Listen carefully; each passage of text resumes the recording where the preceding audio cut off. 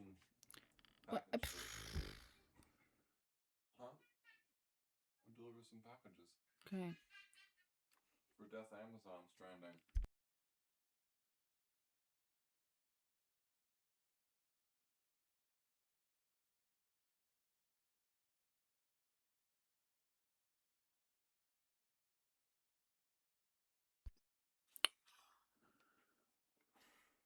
Don't you dare.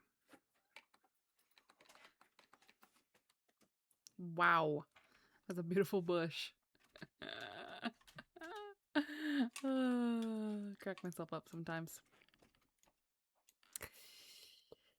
Okay.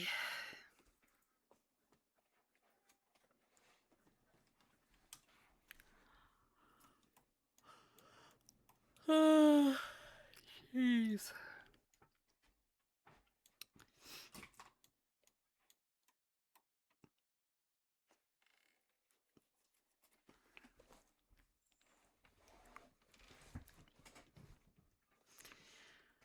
All right.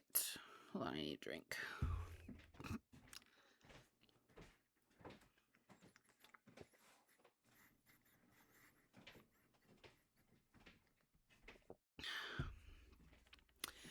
Okay, so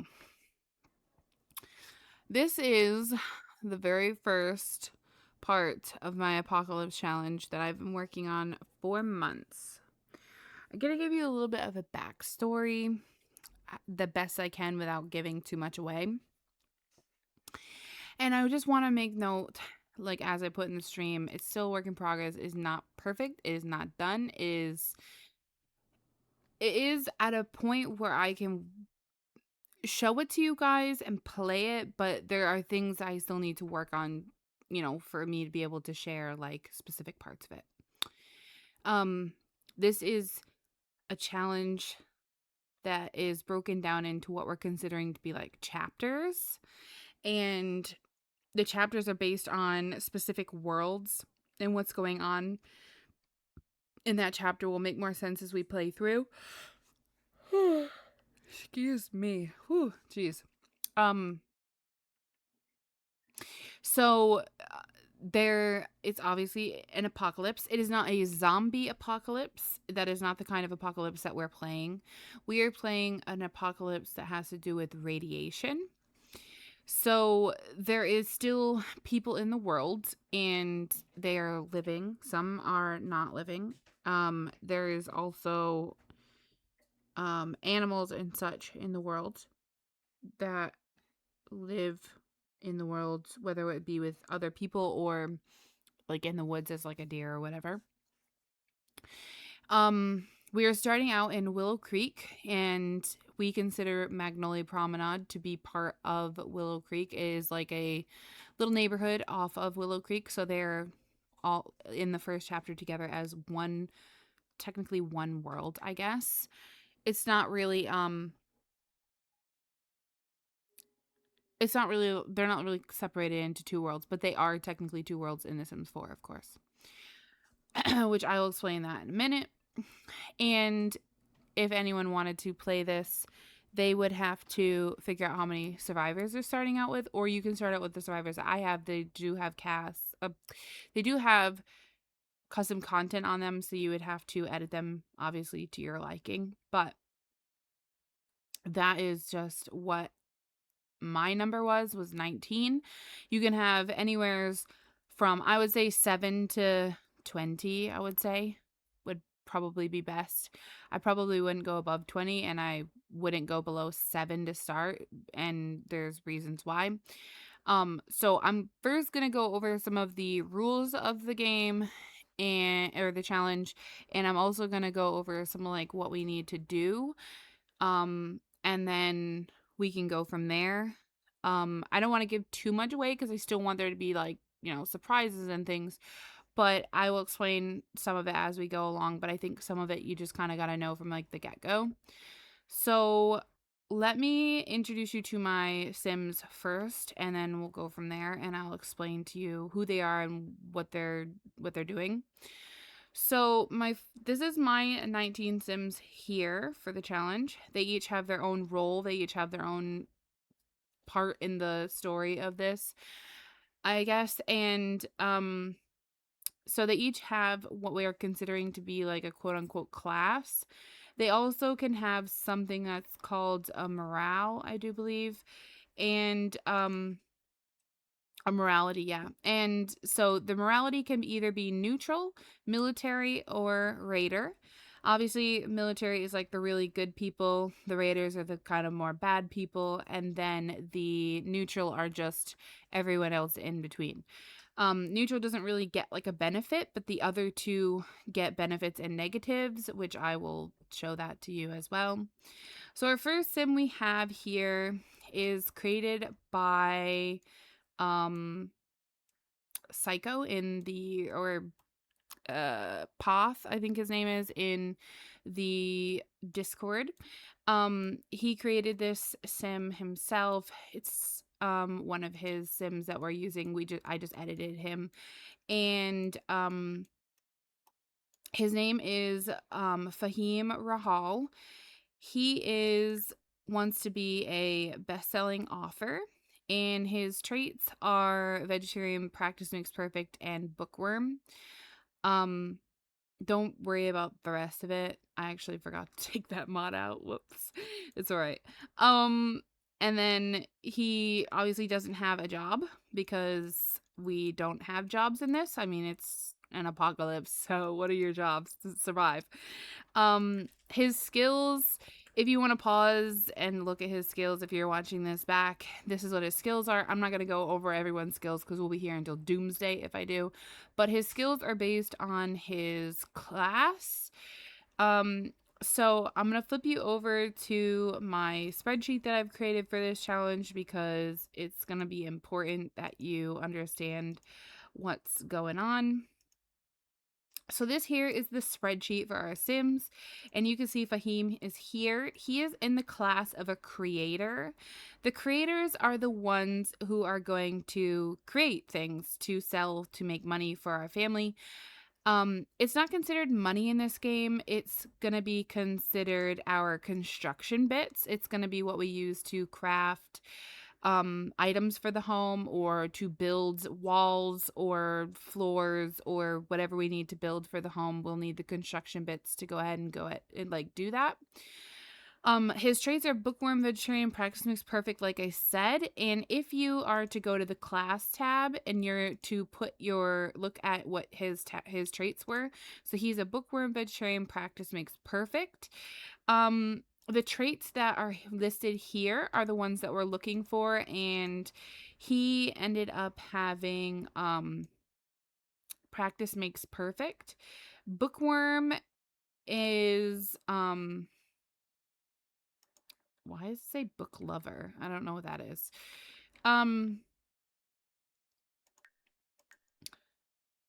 But yeah, bookworm. I think that's supposed to be bookworm, honestly. I think this is supposed to be bookworm, not book lover. Let me fix that.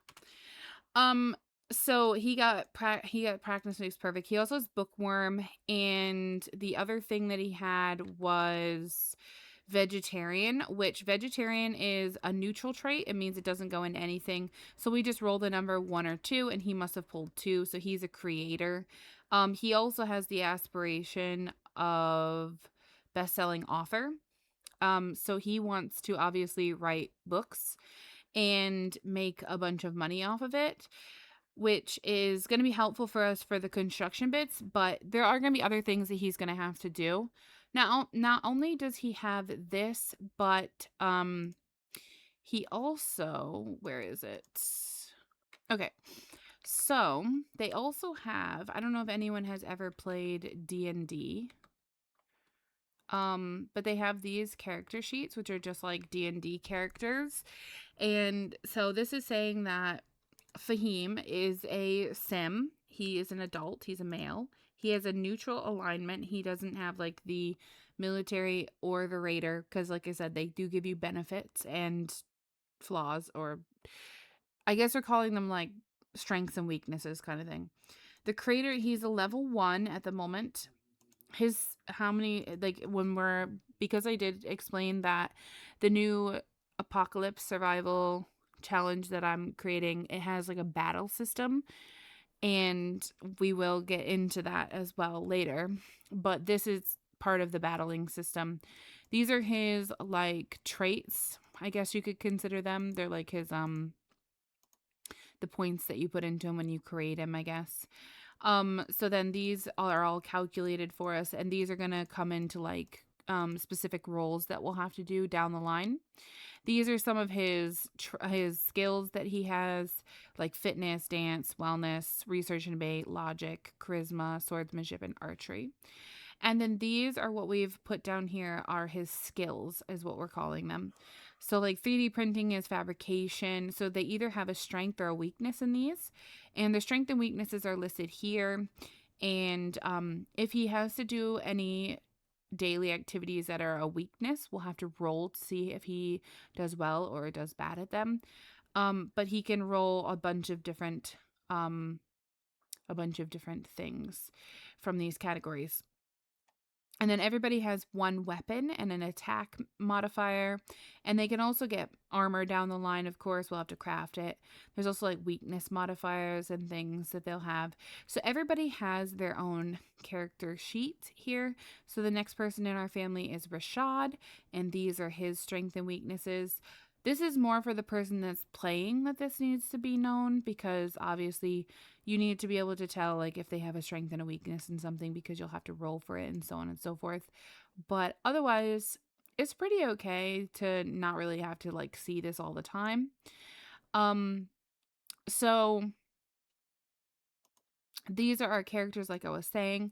So we have Fahim Rahal and his brother Rashad. We also have Rochelle Rahal and then Lucy Rahal. So these are the wives of Fahim and Rashad. And then we have, and these guys are, the yellow is creators, the greens are gatherers, purple is entertainers. These ones are caregivers, so Jai Tang. Then there's Wakwan Hunter, and he's our hunter, literally. Ryan McAllister is our entertainer. Neil, Octavia, and Dana are all of our scavengers.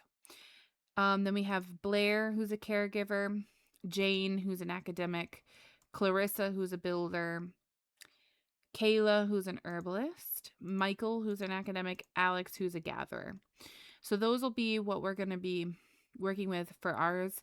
Now, I don't have any of the kids listed here because they're not going to have jobs. Their job is just to go to school and age up kind of thing. So then on here, we have where there's like going to be traveling throughout the worlds. So the trader, there's going to be a wandering trader that you can kind of meet. And he has specific things that will eventually have it listed, like 10 caps or whatever is how much it costs or whatever. And if you pay him those specific amounts, then you can buy those specific things. He has about 109 items to choose between. And then once you tick this, it changes this every day. So it'll give you a bunch of different things. Sometimes he'll have multiple of the same items. Sometimes he'll have all different items. It really depends on what you're going for. But if you keep clicking this, you get to click it once when you're figuring out what he has. And then if you want to know how much it costs, it'll be written like the 10 caps here. This is something that we probably won't run into like right away, so it's not something we need to worry about too much at the moment. And then I also have this sheet here, which is explaining all of the rules. And I'm just going to go through this real quick. I'm not going to read the whole thing because some of it we don't need to know at the moment. But so for this challenge, there's no money. Like I said, some people you'll be able to trade with and some you'll have quests to complete to get things from.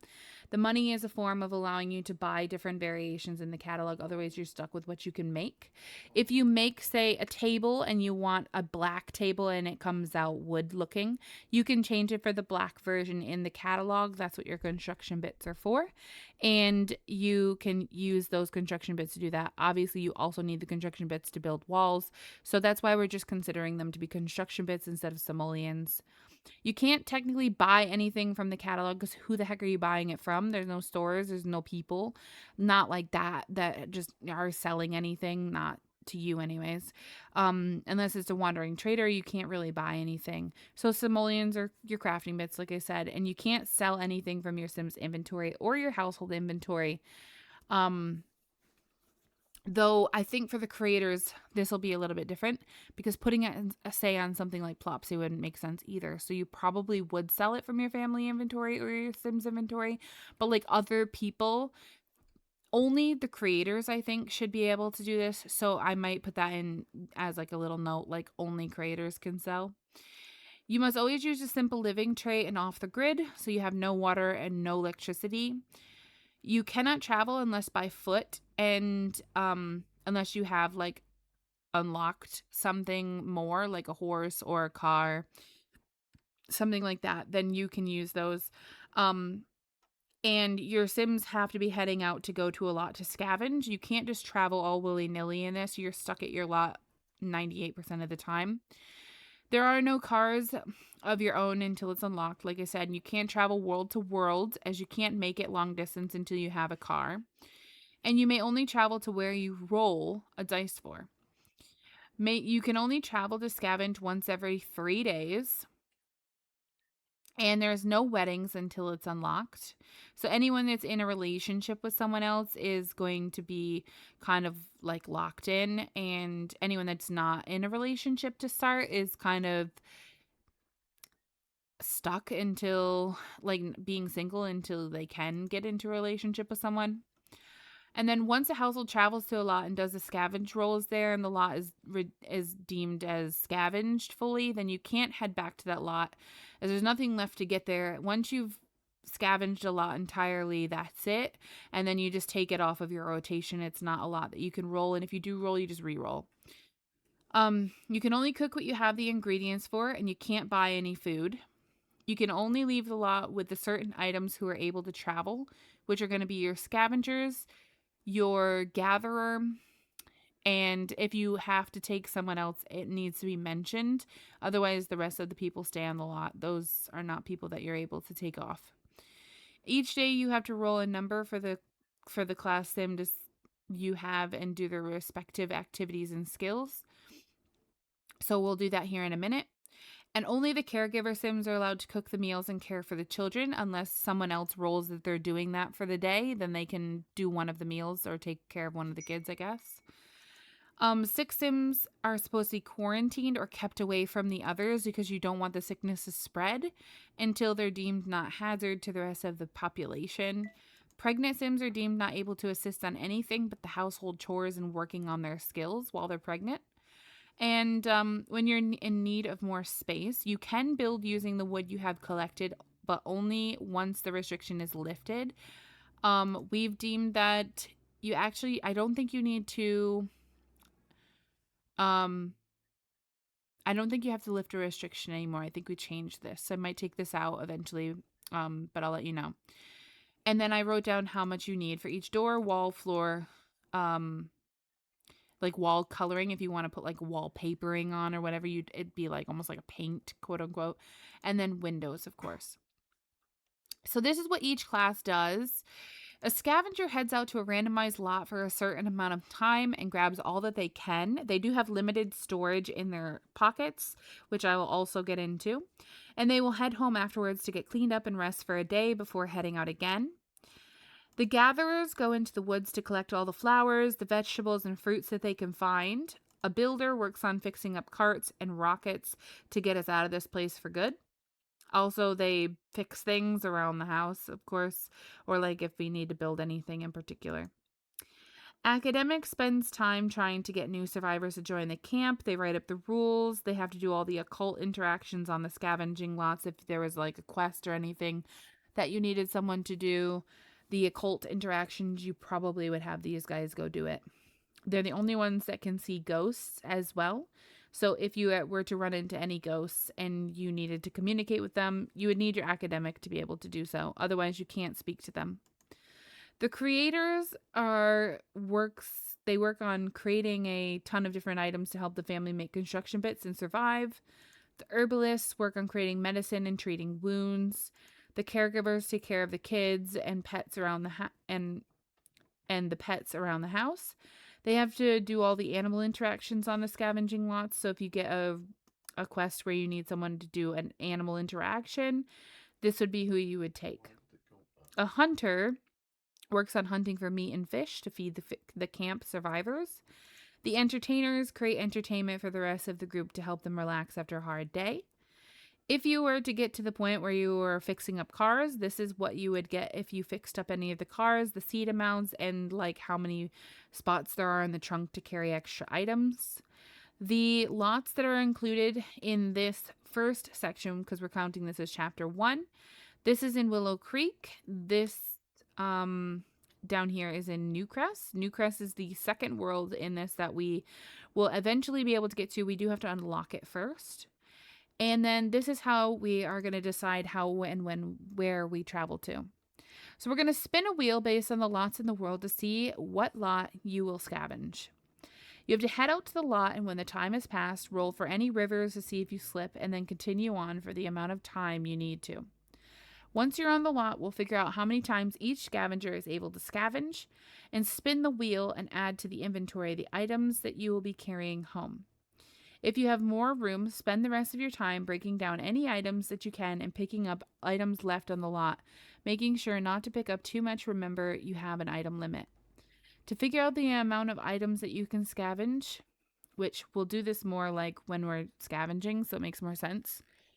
But you will have to take 1, because that's your base number. You'll add 1 for every 2 skill levels that you have in fitness. And then you can only have a total of 6 scavenges per lot per sim if their fitness is 10. So then after that, whatever your number is when you add the skills for the fitness, you're going to subtract 1 if the lot is flooded, as it's harder to move there. You're going to subtract 1 for each river that your sim fell in, as that makes them extra tired, because if you think about it, you're kind of getting washed away, and that's like really tiring to try and catch yourself again. And you're going to subtract 1 if you had to walk on foot, didn't have any horse or car to get you there, as it made you more tired as well. And each sim will get at least 1. Even if the number is negative, they definitely get to scavenge 1 time. And then once you're done with each sim, you start your journey back home once you've broken down all the items and filled their inventories. Each scavenger will need certain items in their inventory to do specific items. So to break down any materials into scrap, you need a hammer in your inventory, or at least it needs to be noted that there's a hammer in your inventory, which means some of the items that we've come up with, we can't actually put them in our inventory. It's like the game just doesn't allow it, and we've tried really hard to find ones that we can. If you can't put it in your inventory, just mark it down on your sheet, on your character, your survival thing. So here we're gonna go do this together, but everyone has their things set up for them. So like if we're talking about who's our first one? We're talking about Fahim. He's not going to be going out right away anyways, but he has 7 item slots that he can carry, and each one of these item slots can't go above 50. So like if it's 50, say grapes, he can't carry 51. He can only carry 50. So he can't carry extras if he doesn't have the slots, an extra slot to like add 1 here. Then he can't carry any more than 50. He would have to put it down. The gold ones means that they've unlocked it because they've acquired enough fitness skills to unlock a level.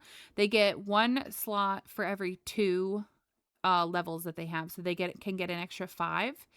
Plus, they also can, some of them, like the scavengers for sure, they can get a backpack, and there's different types of backpacks that you can acquire. So acquiring a specific backpack, depending on which one it is, will give you specific things. So if you get the right track backpack, you get 3 more items on top of the 5 that you can already get from your fitness as well. And then you can have your bag of cash will give you 5 more items. The suitcase gives you 6 more items. And the don't break your backpack, it gives you 9 more items. Plus then some people get harvesting baskets as well. So I think that's more for the gatherers. I think I just forgot to delete it from here. But yeah, it's for these guys. Like I said, this is still a work in progress. So things are going to change. Things are going to be edited and stuff as well. You'll need 3 to 5 fitness to be able to break through a door if that is locked to search in that room, and a machete as well, because that's what you're going to cut the door down with. A sleeping bag is a great idea to carry if you have to like stay out. Say it gets too late and you can't travel back home before, you get too exhausted or whatever. Then you might need to sleep out, or a tent or something for people to sleep. If you can make them, I would suggest it. You may not exchange items to carry unless the two Sims are friends. So it's going to be really important for scavengers to befriend each other. If you think about it, they're going to be walking a lot together, and either things are going to be calm and, collected, or they're going to be really heated and friendships aren't going to grow. In a hostile environment, people are going to be, probably more on edge than most. So yeah, they have to be friends to exchange items, and then you just use the give gift interaction, and then they can like share it to each other, but they have to be friends first. So if they loot something that's really good, you can't go, well, I'm going to put down these strawberries because I want to take this baseball bat. It's whatever's in your inventory, whatever extra you get at the end, like whatever's looted at the very end, would be what you would have to drop, because you wouldn't be able to carry it. You can't pick and choose what you take. I think you should just take what is given to you, unless I decide that it would be better to like keep the, like if I decide that, it's too hard to do it that way, then I'll change my mind. But at this point, it's whatever you loot first is what you keep. Once you scavenge the items, it's yours to carry, unless you can have a friend that can help you out. The gatherers, they travel with the scavengers and loot all the metals, crystals, harvestables around the lots. The builders are only going to travel with the scavengers when needed, along with the rest of the academics, creators, herbalists, caregivers, hunters, and entertainers. So if there are any of these classes at the bottom, these ones won't be going scavenging at all unless like we literally need them to go for a quest or something else. Otherwise, they're just at home, and there's not going to be anything that's going to happen with them. They're just going to work at home and do what they got to do. Radiation is a big thing in this save file because, like I said, it's not a zombie apocalypse, it's a radiation apocalypse. So there's radiation leaking out into the world, and that's one of the big key factors of things that we're going to have to survive is radiation poisoning.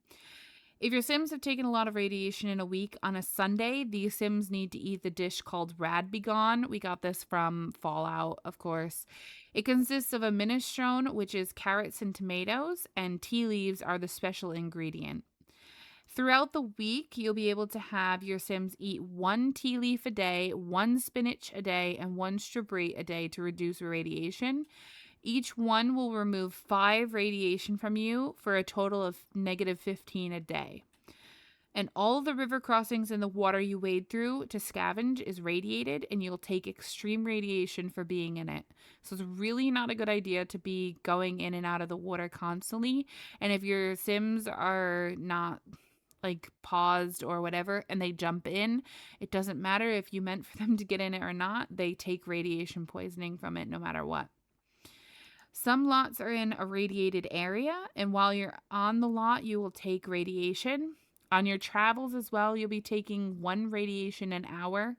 And be mindful of how long your trip is, and take the correct amount of veggies and such that you need to get you home safely, because you have your travel there and your travel back plus your time on the lot, and each one of those times is going to tick up continuously.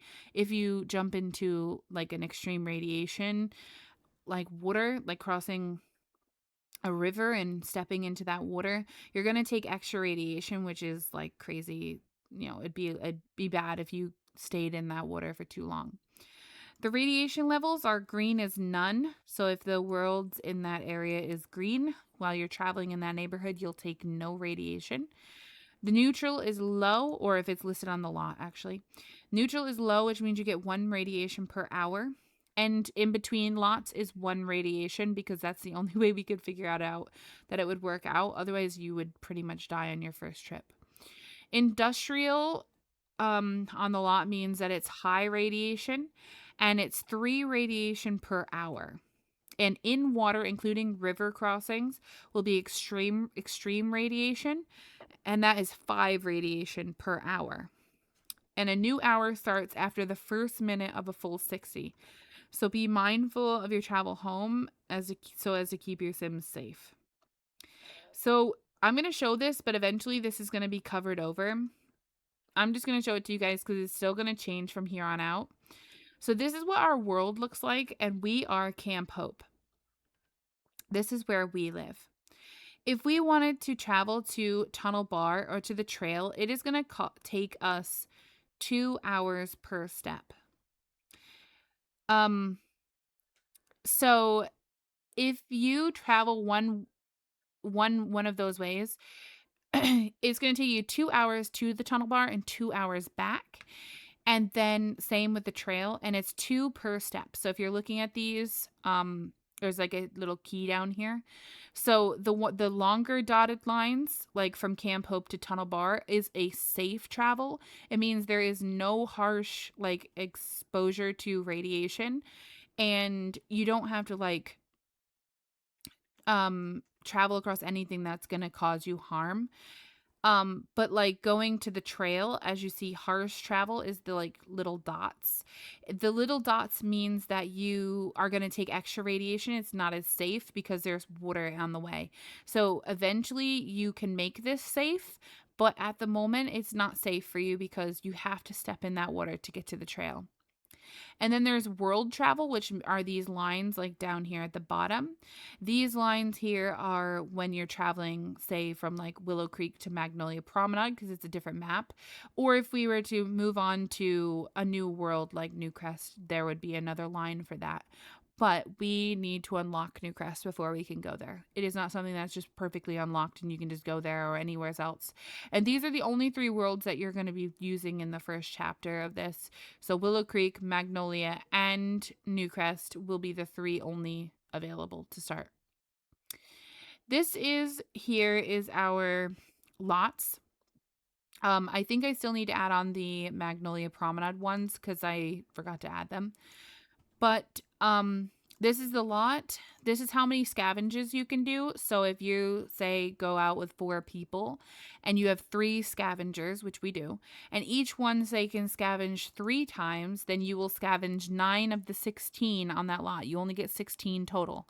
Any of the ones that say none, you may not scavenge on them at all. So you go there, but it's not a scavenging lot. You're not allowed to scavenge. You're not allowed to take anything unless otherwise stated. The breakable items, again, it'll say if you can break some down and how many are available per lot. So like Market Square has 81 items that you can break down, where like the cemetery only has 9, but the radio tower and the tent city have none. You are not allowed to break anything down there unless something changes in the storyline. And then there's radiation levels. So this is explaining how or where there's radiation. So anywhere that someone is living, we're going to consider it to be no radiation because there's living people on that lot. And there's going to be vegetation on that lot to absorb some of the radiation for you. So the trees and such are absorbing the radiation rather than your Sims, and that's keeping you from dying. The Tunnel Bar has no radiation because it's in the same sector as the Camp Hope, and that's allowing you to not have to take on extra radiation on the Camp Hope because we don't want you to take radiation on while you're at home. The trail also has no radiation because it's occupied by some Sims, and we will meet them when we actually travel there. Then the radio tower has actually high radiation, even knowing it's occupied. And I will explain that more so when we see that lot, because there's something special about that lot that keeps the person or people in the radio tower from taking on radiation. Tent City and the cemetery also do not have any radiation. It is a green area, so they don't take on any extras. The cemetery is obviously not occupied, but the Tent City is. A lot of these other ones you're going to see have high radiation, which means we're going to be taking on quite a bit of radiation to go into this area. And then there's other radiation here that's low, which will take on a little bit of radiation on top of what we're already taking on the travels. So we are going to have to keep track of our radiation levels, because if we allow our radiation to go too far, we can actually turn. And if we turn from radiation poisoning, then we will either end up turning our whole camp, or by us turning and attacking them, or we'll all die from combat because we'll have to fight the person that turns. So we need to be really careful with how much we're allowing people to take on for radiation. You can leave any of your lots early. If you're taking on too much radiation, you need to go back quickly to get back into safe areas. You can leave the lot at any time, even if you're not done scavenging, if your pockets aren't full. But at this time, we don't know if we're going to need to do that. Probably will at some points, but hopefully not too much. There will be room requirements for upgrading your home if you want these extra things. As you can see from our house, let me swap us back to the actual game. The house that I've created, and if you're building your own house, this is going to be up on the gallery. So if you want to use this house, you can. But this is all we have. So we have a like big long rectangle pretty much with a little tiny extra room on the end. That is all we have that's extra. We don't have anything else. Anything that's out here, we can't access any of these because they don't have ladders to get up to them. That is something you would have to craft, or you would have to unlock to be able to do. So you'll only be able to have this little tiny lot, and then if you need more space because your family is too big or whatever, you'll have to build on and unlock the extra spaces in due time, of course. So then that will be for that. And then so these are like our lots. Some of them have special items that you can loot there. Some of them have breakable items. And that's pretty much it. There's a list of items that you can break down per lot. So then we wrote down like what tier they are and what you need to break them down. So like wooden, stone, or metal. Hammers need to be used to break things down. And I think that's it for now. As I said, there's quest lines and stuff, but we'll get into that later on in the well, I guess I could show you the quest lines that I've got. So the quest lines, if you click here, you'll see quest lines. It says like trail 1. So if you end up going to the trail lot, this would be a quest that you would get, and you would get to read what the person is asking for, and then you would be able to do all of that. Obviously, you want to read the quests more so when it's time to read them. It's not so much as in like, oh, let me just go and select this. So let me just explain this checklist, and then we can kind of get into the gameplay a little bit, because I know I've been talking through most of this. So this is the trader items. Like I said, these are your quest lines. So if you finish the quest lines, they'll be listed here. This is going to be the sheet that you're going to work off of, like ticking and checking and all of that. So if you're playing along, you can go ahead and like check it off on your way through. These are the only quests we have at the moment. Like I said, there's more coming. It's still being worked on, still being like, sorted out.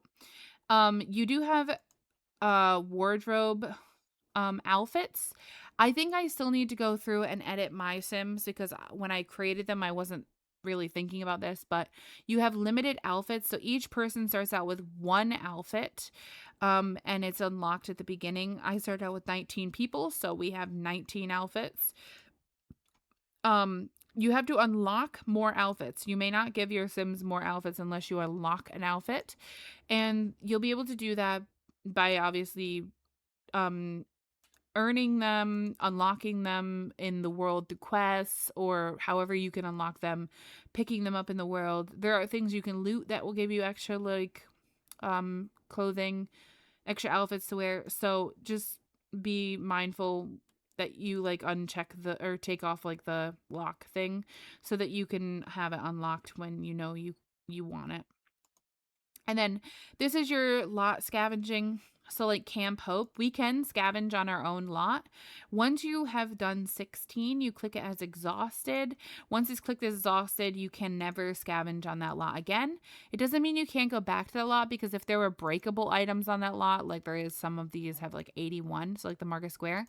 If you've scavenged everything you can, if there's still things you can break down on that lot, feel free to go back as many times as you want. Like if you roll that number and go there and scavenge it as many times as you can, it would be beneficial to you to have as much stuff as possible.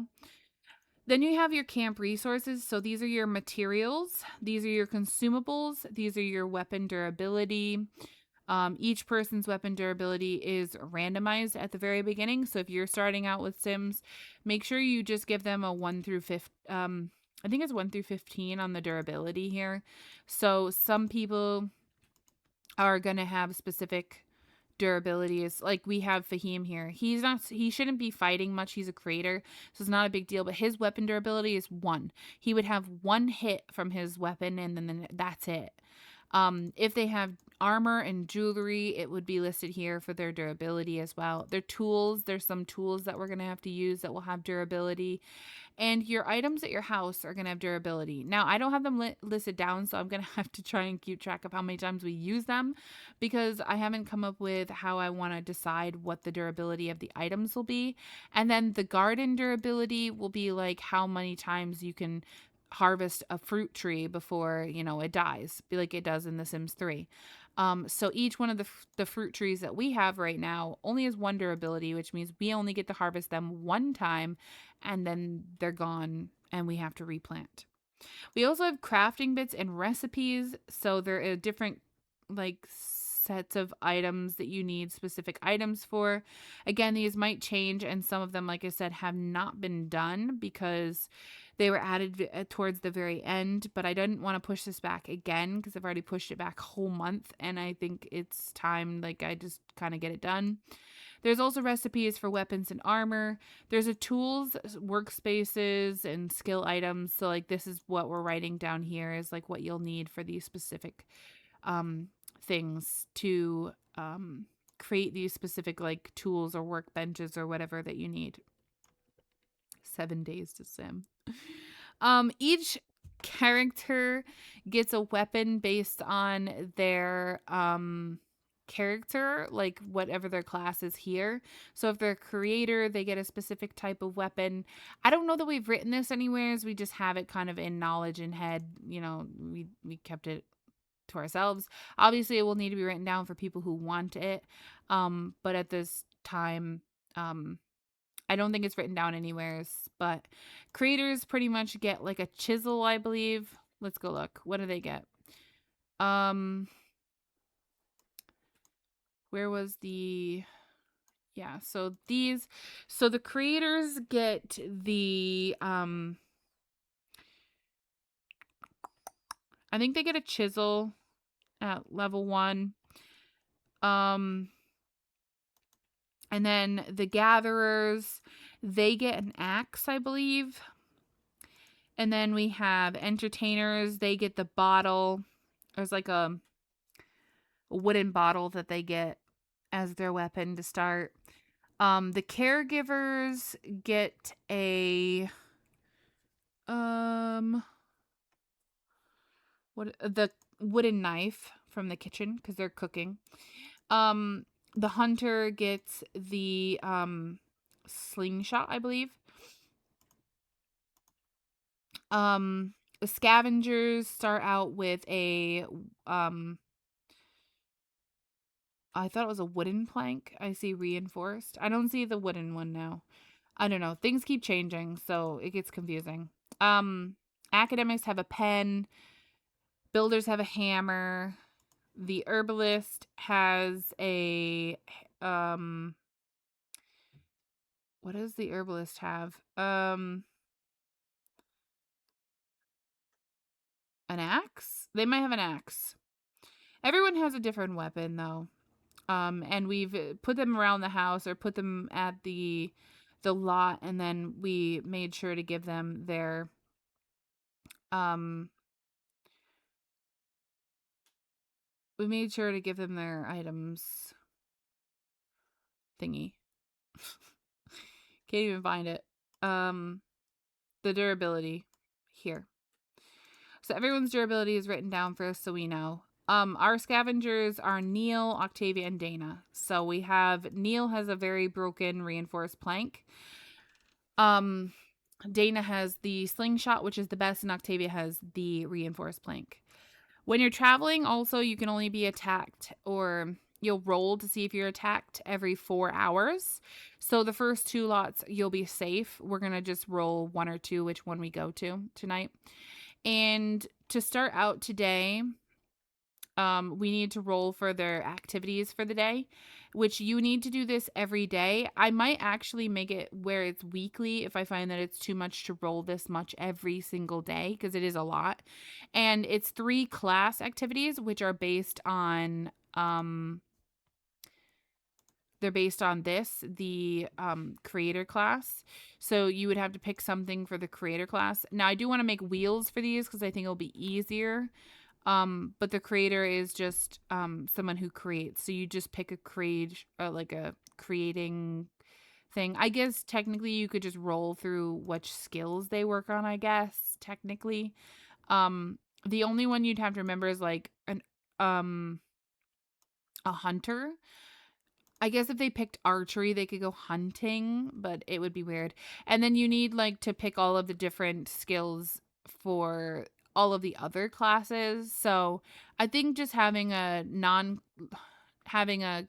class one will be good, but I don't really know how to do it because the non-class is where it gets confusing, because like you need all of the other skills, and that's the hard part.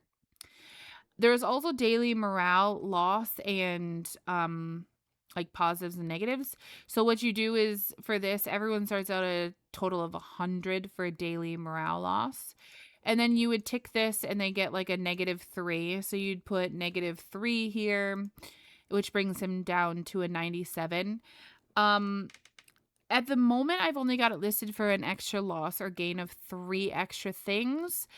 And then those would be listed from here. So your positives, if you were entertained by, say, an entertainer on the lot, you will roll to see how well they did on the scale of like 0 to 20. And you'll obviously roll a d20 to do that. If whatever you get is going to show up here when you hover over this, and you'll just add that as like an entertained a gain. So these are your positives, these are your negatives. So if there's a death, a sickness, betrayed by your friend, like if a raider betrays you from your camp, which they can do, and sells you out to the other raiders, then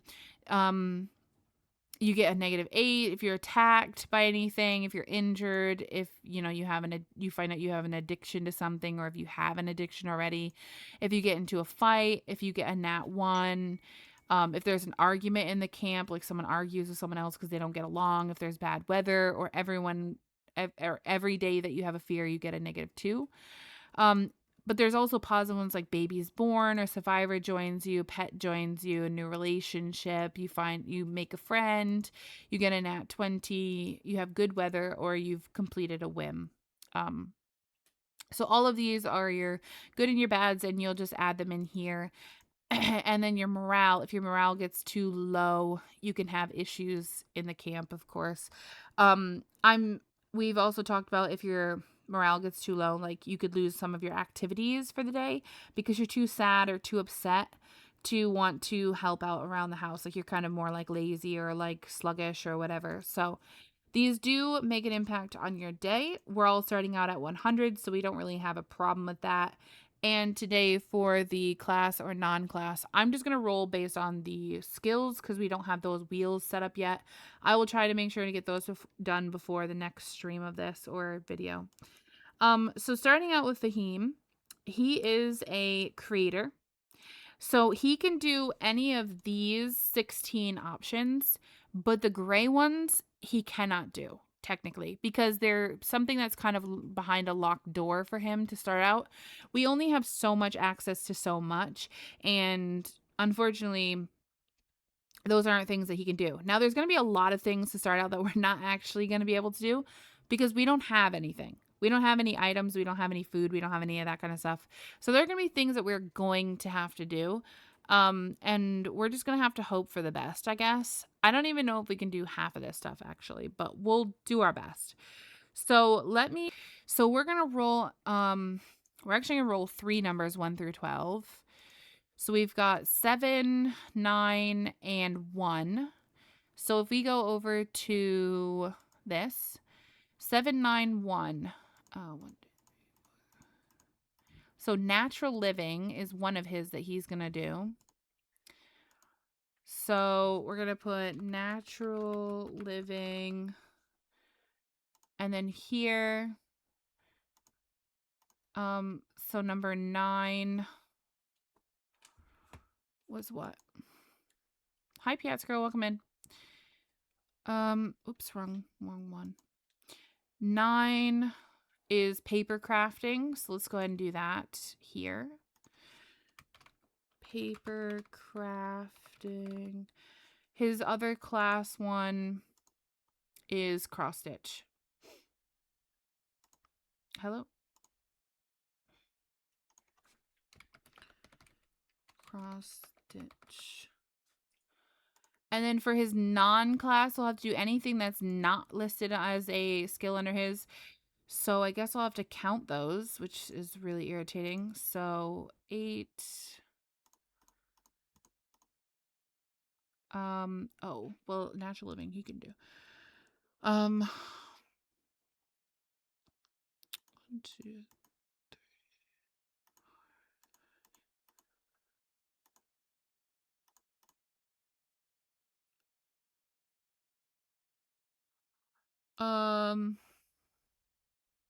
Well, let's just do it this way. Let's just do 1, 2, 3, 4, 5, 6, 7, 8.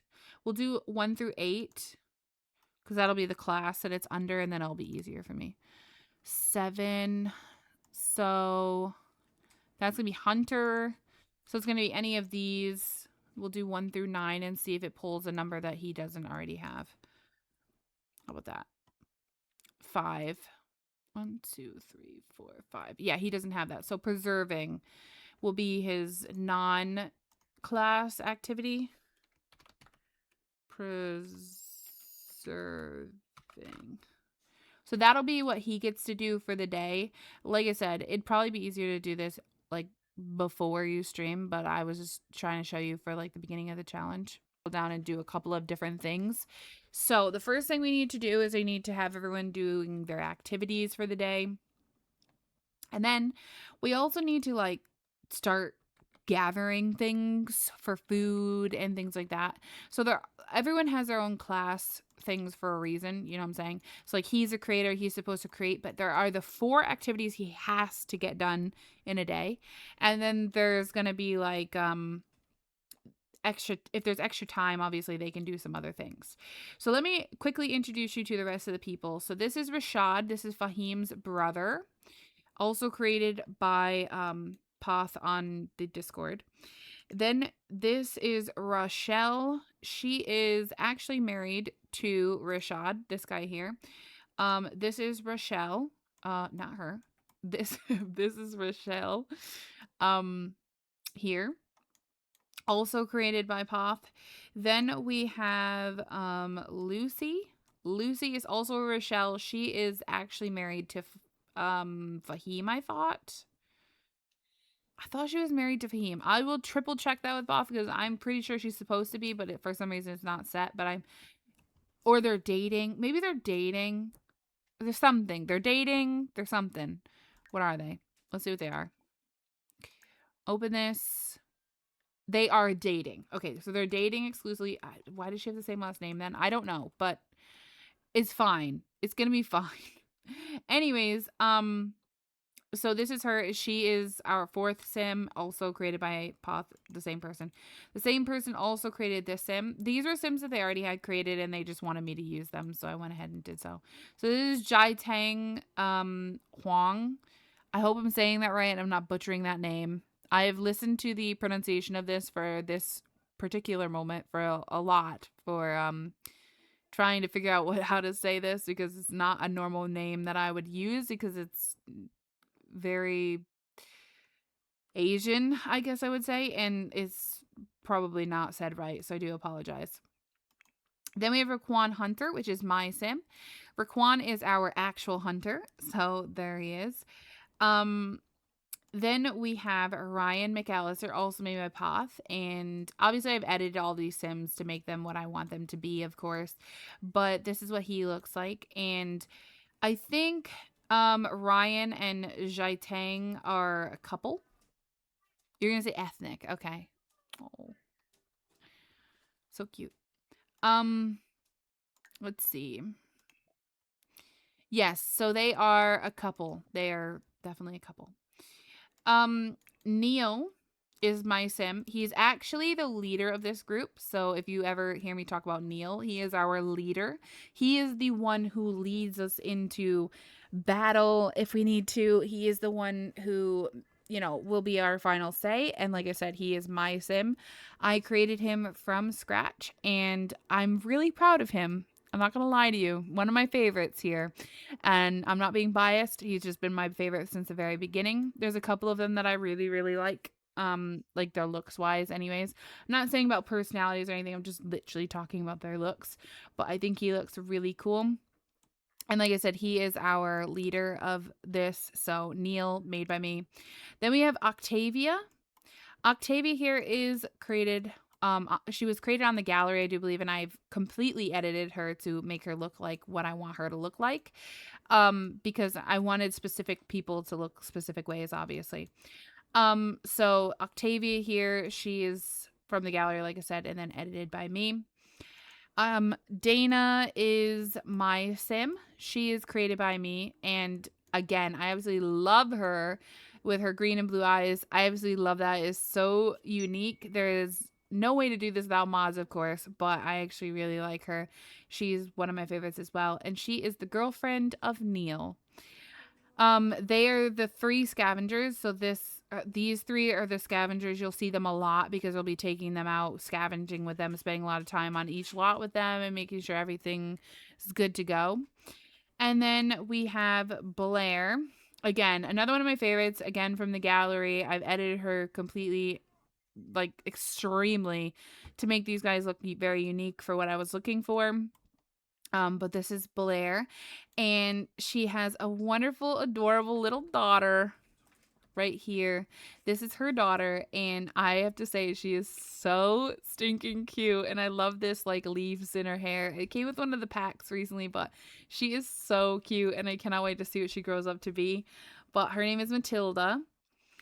Then we have Jane. Jane looks very serious. She's meant to look very serious. I wanted to make a backstory for everyone, or I kind of had like a backstory in my head when I was creating The Sims. So I was really looking for someone who looks very serious, and I think I pulled it off with her, and she obviously is gonna be an academic, I do believe. Is that what Jane is? I think she's an academic. She's meant to look very serious. Yeah, she's very serious. Then we have Clarissa. And this here is Clarissa. Oh, actually, this is not her kid. I think Clarissa is the mom of her, actually. Yes. Matilda is Clarissa's. Excuse me. Please forgive that mistake. So she's the mom of Matilda, but Matilda is adorable, I have to say. And she was, I think she was originally going to be our mechanic. She ended up actually becoming something else, our builder. But I think what she's wearing is very fitting. I think she's wearing like a Star Wars thing. I don't know. I've edited her, and I think what she looks like is like almost like one of those, what are those things that they race in Star Wars? Speed racer, pod racer. That's what she kind of reminds me of. Is like one of those. So I mean, I guess they built those, to be really quick and fast and like to be able to race them. Then we have Kayla. Again, I think she's created by Poth. And I edited her completely as well because I just wanted to make sure she looked really good. Then we have Michael. Michael is here, this guy. And he is our next sim. And then our last one is actually Alex. He's created by me. And he actually has a son as well. His son is this little guy right here, if I can get through the crowd. But this is Alex's son, Toby. And Toby is obviously not put into a class because he's too young. But they will be being taken care of by the caregiver, of course.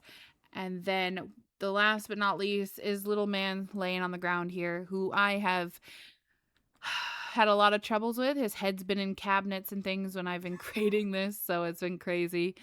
But this is the little baby that we have, and unfortunately he is going to be spending a lot of time on dirty floors because we don't have any bed for him. But hopefully soon we can build him a build him a bed. Sorry, little guy. But his name is Chang, and he's a McAllister. He is the adopted son of Jai Tang and Ryan. So they are his adopted parents. And yeah, that is everything that I've created so far for this challenge. I mean, it's been a long time coming that I've created all of these Sims and or edited them. And so this is our house. Let me give you a tour. It's a beaut, okay? So we've got all of this disgusting trash out front, really gives us some character. We've got a bit of disgusting food and such over here. We have this, which is actually a pallet that we can grow some like vegetables and things on. So we're able to use this along with this tire planter. We have boarded up windows because, it's the apocalypse, okay? And we have a couple of trees dotted around with some garbage underneath them, like a refrigerator that doesn't work anymore and a bathtub that's literally got the legs broken off of it. Another mattress that's, I don't know, probably someone's been murdered on it or something. And then we've got a couple of dead, dying trees back here, which are avocado trees. These are dead after we literally harvest them in 5 seconds. So, we'll be saying goodbye to those.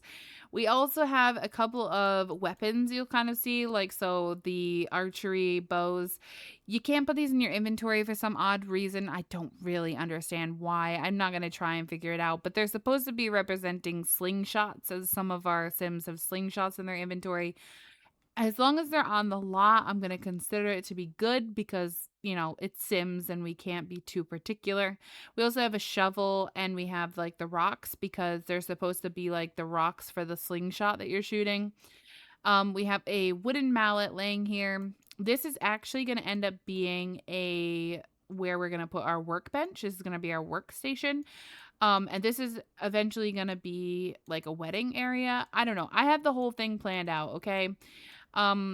This is our water well where we get water from. And then over here underneath this, we have our little pond where we can bathe ourselves. We also have all of these guard towers, but we cannot get up into them because nobody built ladders to get up into them or they broke. And so we can't actually access them, but they are there for if we want them. I mean, it's an option. There's also this little house out here where we can share books with the community if we need to. A dumpster if we need to go dumpster diving. We have the fishing stuff and yeah, so this area, like I said, we don't take on radiation here because there is still quite a few trees around and so on and so forth. As you can see, that up there is our tunnel bar. Now, I did not create this save file, but I have edited it very heavily. Some of these lots are, the lots are actually created by the person who created the save file. I will link that in the description below for anyone who wants to go nab that version of it. Like I said, have edited this save file extremely heavy in Willow Creek, and it will be all the way through because I want to make it my own. I don't want to use someone else's, creative bits, but I also really like what they've done with the world, so I have left it. Some parts of it, in like the outer spaces here, they've edited some of the worlds, and we will see that as we travel and so on and so forth. But yeah, so some of this is completely different. So if it looks completely different when you download your version, just know that it's, yeah, it's because I've completely edited mine, like extremely. Anyways, so we are on it's a Wednesday to start, I guess, because I had to press play to do things in game. So we're starting out on a Wednesday, but I would really like to start this out on a Thursday. So I don't know how I want to progress through the time. I guess I just start playing and then we kind of just go from there. But the problem is, I don't want to do those activities on that sheet until tomorrow. I also need to make sure that my stuff is all saved properly, like gameplay wise. So I would suggest to you that you turn the autonomy off. And I know this is going to be like bizarre to some of you, but these people are not supposed to just be going off and doing things willy-nilly. You are supposed to be telling them what to do. It's going to be a more heavily like pausable game if you're looking for that kind of thing, a challenge that's very challenging and can be very brutal. So I would also turn off all of this. I don't care for any of these. I don't want my Sims to be using their phones. I don't think there would be phones. I also have auto age played households. I'm actually going to do only my active household. And the reason I'm going to do this is because there are some scenarios where things are going to happen, which we don't want everybody in the world to be aging. It could be bad for the challenge. So we'll age our own Sims, but let's not age anyone else in the world. So don't even have on the unplayed households, because if you turn that on, those Sims are going to age up and die before you even get to them. You know what I'm saying? Like there's other people in the world that we're not even going to be playing, like in say Sulani, that's not even part of this chapter. So if you turn on aging, the people that are in Sulani are going to die. So don't do that. Don't turn that on. But keep your aging as normal, of course. I'm going to allow burglar visits because there are raiders in the world, and we'll just consider that if a burglar shows up, it's one of those raiders that are raiding us. So we will take that into consideration when it comes up. You can show your wants and fears if you want. You want the in-game gameplay effects. The lifestyles, it's up to you if you want to play with it. I don't really care if I have it or not. And the traditional social menu is just something I like. Other than that, I wouldn't really go crazy with anything else. You can do animal aging. Just be careful with this because I don't know how this works for animals that are not on your lot. And there will be some people in the world that have animals, and I don't know if that'll kill them. So I actually just turn it off. To be safe, turn it off. It'll save you the heartache. Okay. There's no animals in your camp to begin with anyway, so you'll be fine. So I'm going to apply those changes, and then, this is probably like whatever you prefer. I'm going to keep this at 28 days because it's going to be hard to do like winter right now or anything cold really. So I'm going to just leave this as it is. For all of this, I would say you can choose any of this that you want for yourself. I don't really care for any of it. I don't care. It doesn't really go with anything that we have going on. Like if you don't like the ridiculous ailments, which I absolutely despise them, I'm not gonna lie to you, so I might even just turn this off. But yeah, the ailments are irritating and the worst. Okay, and then I am going to save as, and I'm gonna create a new save because I don't want to make a mistake here. So Apocalypse Survival Playthrough. And then we'll put LP because that makes sense. So we're going to add this as a new save.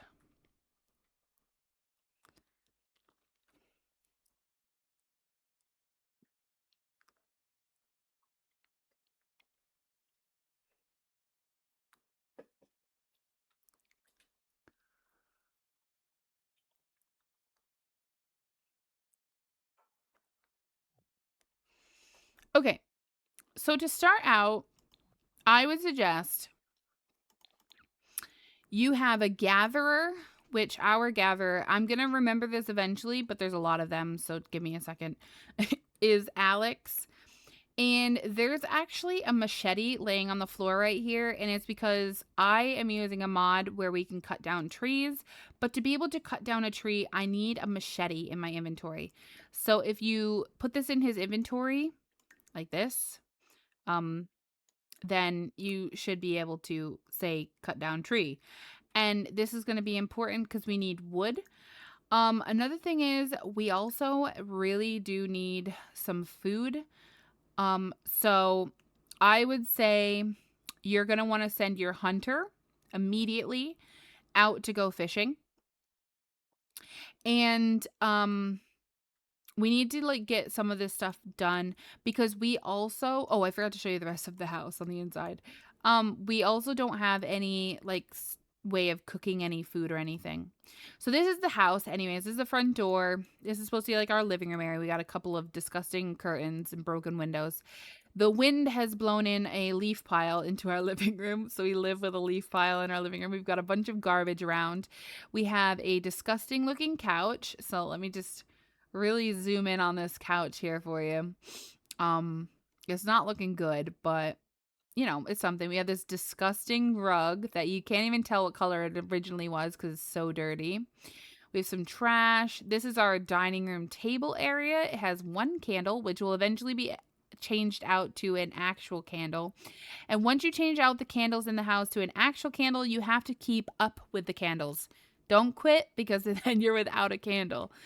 So once you actually are able to create your first candle or you collect a first candle or whatever and you put it here, this is now becoming like your problem. Like if you need a candle, you have to build one, and at that point you've already deleted that candle on the table, so you can't do anything about it. There's a bunch of trash in the corner. We've got some more disgusting blinds and broken windows. More trash here. A bunch of trash in the center of the room with a broken down fridge, of course. We have a broken down tub over here with some more trash. And that over there is that's a laundry bucket to make them actually drop clothing. This here is the only sink that we have in the entire home. This is our little eensy weensy teeny weeny little place where we can cook some food because that's all we have. Then we have a bucket for a trash can. Or a toilet, I mean. And then we have a bucket for a shower. So yeah, not looking good. Then over here, this is our bedroom. We have one mattress on the floor, which is gonna be where someone can sleep tonight. Then we have this. This is also a bed that someone can sleep on. So that's two beds. Then we have this one, which is a third bed. This one is a fourth bed. And then the rest is up to everyone else to figure out where they're going to sleep. Or maybe they alternate. Who knows? We also have a broken down dresser in our house. And then this is our actual bookshelf. And on this is actually books. So when your Sims have to learn a skill that they actually can't learn because you don't have the materials, but it's an activity that they're supposed to do, you can pull out the book for them to read. We have allotted all of the different kinds of books in here, so you can go through, find whatever book you're looking for. If it has a book, of course, have them read it. If it doesn't, well, sorry to say, you just can't build that skill because you don't have the skill to build. So yeah, so the first thing we're going to do is we're going to have Alex come and cut down these trees. These are the only trees we have, and once we cut them down, we need to delete the thing that is created on the bottom of them. So let's go ahead and have him come cut down all 4 of these trees, because there's no reason not to. For Fahim, he is he's a creator, so at the moment I don't really have anything that he can do. He can just kind of like live out his life, I guess. Rashad, let's see. We need to get just a couple of things done. So Rashad is also a gatherer.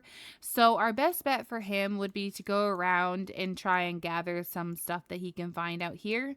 So like we can gather, say, snapdragons, we can gather prairie grass, we can gather this prairie grass and this one because they're gonna come in handy. There's also this plant which is not ready. It's an apple tree, what will be an apple tree. Each one of these plants out here as well will probably, I don't know how we want to do it, but you're supposed to only be able to harvest each thing like so many times. But these ones will be tough because they're not technically on your lot. So we'll do what we can, but we'll have him come harvest this as well. Let's have, I know Raquan is our hunter, so we're going to have him go fishing real quick.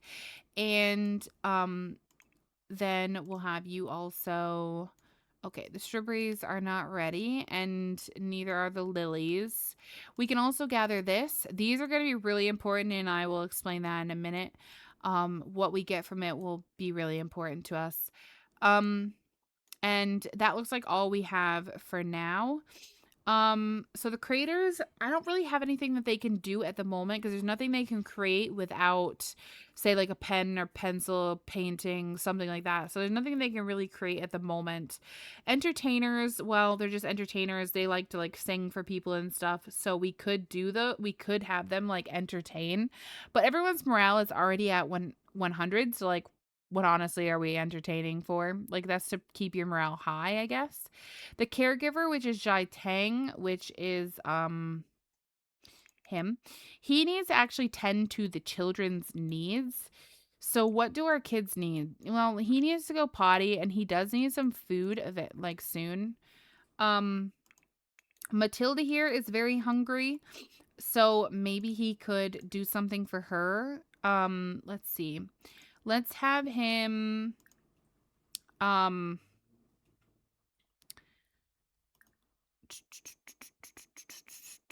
nurse. He's not lactating. Okay. That was interesting. Let's maybe have him do some flashcards with her. Maybe let's have him teach her some basic needs. And then let's also, after he's done with that, let's have him go and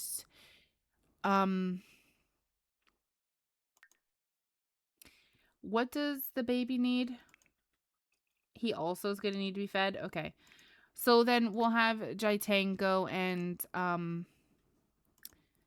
bottle feed the baby. Now I didn't start out with formula, which I probably should have, because technically he needs like a bottle, but I didn't start out with any formula. So until we get our first container of formula, I will let us just create a bottle out of thin air. And then after that, they will need to keep up with their formula needs. And then who else do we have? We have some scavengers, which they're going to actually do scavenging, and I'm going to show you how that works. And then we have another caregiver, which is Blair. Oh, you know what? We could have Blair take care of him, actually. Let's do that. Let's have Blair take care of Chang. Maybe she could feed him. And then maybe she could also do some tummy time with him, which would be really good. And that way, Jai Tang could just focus on Matilda and teaching her some flashcards and such. That would be really good for us. Because we do want them to build skills pretty quickly, because that will be really important down the road. And then we have academics, herbalists, builders, gatherers. Okay, so that's pretty much all the people for the first day, for this little bit of the day that we have going on, that are going to be able to do anything. The rest are kind of just in a bit of a pickle, you know? So if they end up doing something, it's fine. It's not like gonna be like the end of the world. But we also want to keep in mind that we have specific activities for people for a reason, right? So like let's keep it consistent. So like Rashad, I mean, he just got gardening. So he's over here gardening. And we got some people getting fishing, some people getting gardening. So you have people working, of course. And like I said, when this happens, what I would do is just shift click it and I would just destroy it, because you're not supposed to have any more, things on it. Like once we harvest it, like I said, that's it. So we're going to get rid of all of those. Okay, so it says Rashad has acquired his first bottle of apple wine. What? How did he get that? Did he get that from harvesting that? Hold up. Why is this one not grown? Hello? Or did we already harvest it? I don't even know at this point. I've lost it. I thought we only did 4. Interesting. So from this, I think if we click on this, we can either craft a campfire or we can, if we had 15 logs, we could have crafted a woodworking table. I'm actually going to get rid of this because I don't know if he actually used it or not. So I don't want to say he didn't and then he gets another set of it. You know what I mean? So I'm going to get rid of it just so that, you know, we have peace of mind. There are things that we can forage from these. So we're going to forage and we can do gathering of like wood from these. So these are another thing that we can do as well. I'm really hoping the garbage around them is okay and I haven't put it like in a spot where they can't actually do the foraging and stuff, which is exactly what I was worried about. So I might have to fix these trees. We'll see which ones I have to fix and then we'll fix them all at once. Okay, it looks like all of them need to be fixed. So that's fantastic. I don't know who you are or why you're calling me. Oh, and I think I also need to... Oh my gosh, all of them need to be fixed. Okay, so good to know. Where... Here it is. No, we're in the phone system, so I don't know why we... Okay, let me move these trees a little bit so we can actually access them. I didn't know if they would be able to access them the way I placed them, but I was really hoping they could. I think they just need to be able to get to the front of that, like, green section. So if we just kind of tweak them a little bit and move them around a little bit, I think we can possibly interact with them now. Let's see. Forage and forage. Can we do this? Yes, it looks like we can. Okay, cool. And then we can also forage from this, and we can forage from wood from that. And we're getting some fish. And he's really upset because the house is disgusting. So he's not very happy at the moment about what's going on. I'm just going to have these people sit down because, like, what else are these people doing? Okay, so it looks like Rashad is done. And he's got a couple of different things. So he got wine from something. Goodness knows. He also got this mysterious time capsule. He got this raspberry and this 2 snapdragons and this prairie grass hay. He actually has 6 of those, which is really good. So the raspberry, we can't actually plant it in the grass because the grass is what we're going to consider to be dead, or like the ground is. So you would have to unlock in-ground planting to be able to do that. So that's why we have these. Now, the person who's actually going to do the gardening, I believe, is the herbalist, I think. Let me look at the classes again because there are specific skills, like I said. I think the herbalist is set to do the gardening. Yes. Okay, so the herbalist is going to do the gardening, which is going to be Kayla. So we're actually going to go ahead and have Rashad, and we're going to do it with an in-game interaction. Rashad is actually going to come over here, and he's going to give her the raspberry to plant. Because we need to build friendships, remember, in game. This is going to be helpful. So we're going to go ahead and do the raspberry, and we're going to give it to Kayla.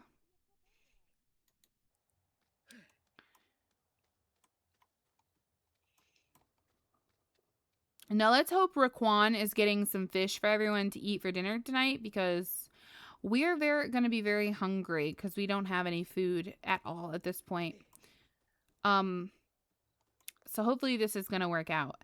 Now, I don't know exactly what we want to do with the time capsule because technically we don't really have anything to do with it. Aw, very cute. Okay, so he gave her that, and now we're going to have Blair. Not Blair, Kayla. We're going to have her go plant this on this planter. So let's drag it onto here and we'll tell her to go plant this.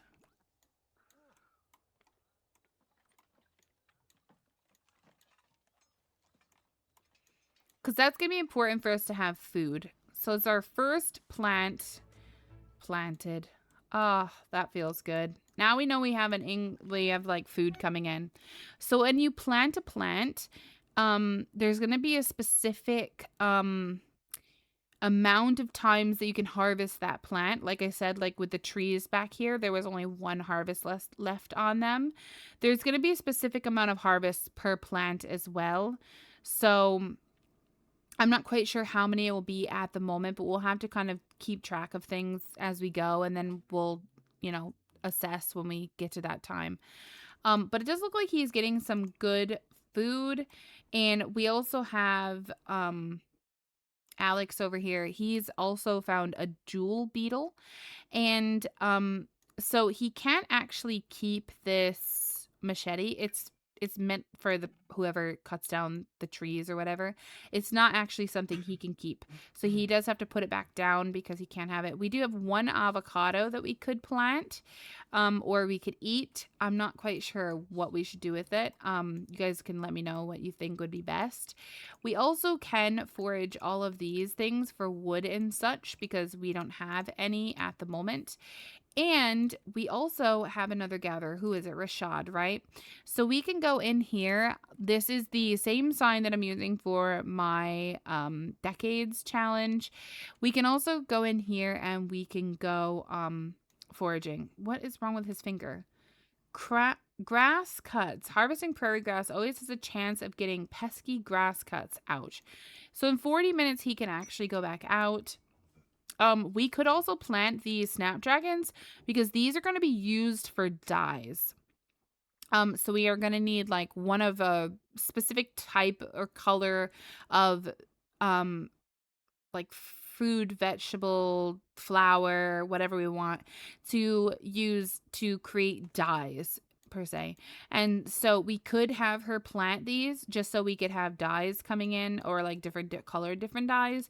So like if we built a wall and we say wanted red wallpapering, or we just say we wanted to paint this wall red in the house, then we would use however many walls we paint, we would use that many snapdragons to make the said like paint on the wall. So I'm actually going to go ahead and have Rashad also give these to her because I think it'd be good to get a head start on this. If we ever needed them, like for yarn or whatever, we can use them. So I think it'd be good, even if it's just one of them, let's just give her one of them at least so that she can plant it so we can get that going. Plus it's going to help her with her gardening skill, and having our skills up is important, obviously. Okay, you're just gonna have to try and go night right here on the ground. Did she say no? Oh, she has. Okay. All right, so we're gonna go ahead and plant this here at the back. I'm just hoping that like we can like access both sides of this because it's kind of important that we can access it, which it does seem like we can access it. And then who is one of our caregivers? That would be Blair, right? Where's Blair? Okay, Blair. I don't think she can cook anything because we don't have a campfire. Where is Alex? He is still foraging stuff. And Rashad, can you go in here and go foraging? Still too uncomfortable for 7 more minutes. He was jabbed by a stick. Ouch. Is he okay?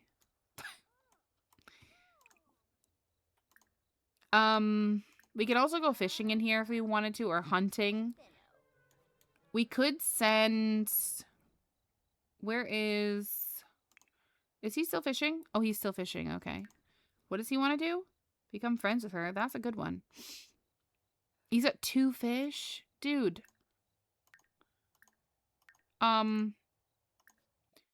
Maybe go hunting. Maybe try going hunting, because you're not doing so well at the fishing. Let's have you go foraging by yourself. Thank you. That would be great. We need some food. We have a lot of people to feed and no food to feed them. I honestly feel very bad. I'm not gonna lie to you. Okay, so we're gonna have you come sit here. And we'll have you come sit here. I don't know what else to have people do because there is really nothing to do for some of these people. Okay, you were taking care of little miss. So why don't we go ahead and let's see. Toddler care. We don't have anything we can give her. Holy moly. Okay. Well, let's change her outfit. Oh, it's never mind. Okay. Can't do that. Sheesh. All right, let's just come sit in here. Let's have the little kids come sit down or do something or whatever. At the moment, there's nothing, like I said, that they can do. And I don't want them to do those activities yet. I want it to be like a full day, so I have plenty of time to work on it. She is very hungry. I feel really bad.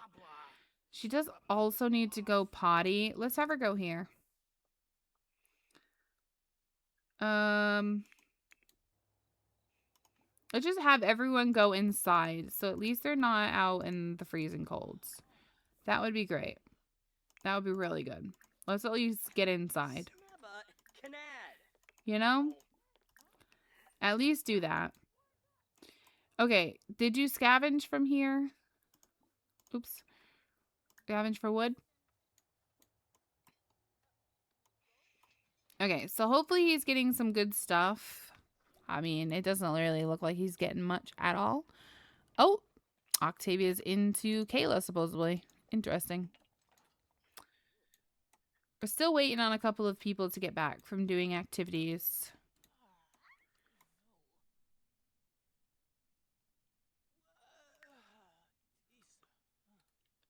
Did you get anything? He was jabbed by a stick again. Okay, dude, you gotta stop jabbing yourself with sticks and literally just do this. Who said inanimate objects couldn't be dangerous? Well... Oh my gosh, he already has a fear of the dark? Alex. Okay, we also need Blair to clean up. Can we not clean up?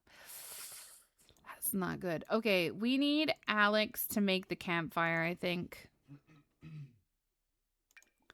Let's craft a campfire. Did he craft it? Oh, he's crafting it now. Okay. Alright, let's craft this up. Why does he talk like a child? Gotta get him a nightlight. Well, his morale is gonna be down because of this. The house is stinky. No one's gonna like it here.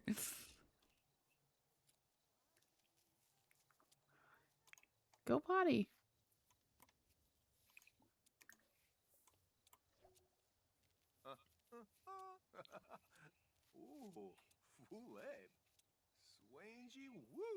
Wow, how long does this take to craft a campfire, dude? What the heck? You sound like a kid.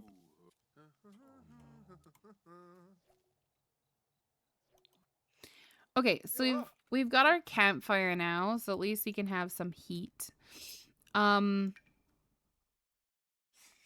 Is this dangerous to put this in the house? Probably. But like, where else do I put it? You know what I'm saying? Let's light this. Please don't set my house on fire. Am I making a mistake here? I'm concerned. I'm a bit concerned. The baby's sleeping outside on the floor.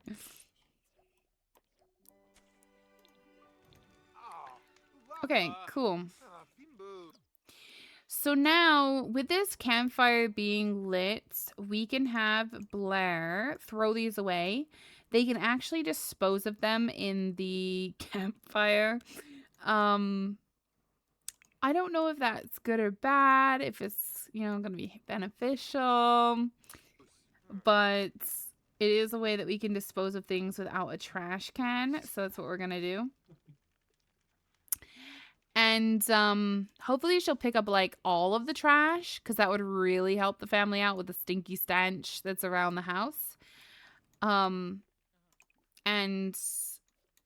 we also need to clean the toilet, which is a Jai Tang kind of thing. He is also our other person that cleans up around the house. So we're going to have him come work on that. He wants to refill an animal feeder. We don't have an animal to refill said animal feeder for. But once he's done, we'll have him go use the bathroom. Now, we don't want this to die out. So let's add a log. And let's see. For right now, what I think I'm going to do is because they don't have like literally any food really. I think for the first night or for the first couple of nights, I will let them use the marshmallows interaction on here or like veggie dogs or whatever. But it's up until we start to get some food because like I said, right now we don't have any and I don't want you to like feel like you have to literally let your Sims starve to death because that's not what this is all about. So if you want to use like hot dogs or whatever, feel free.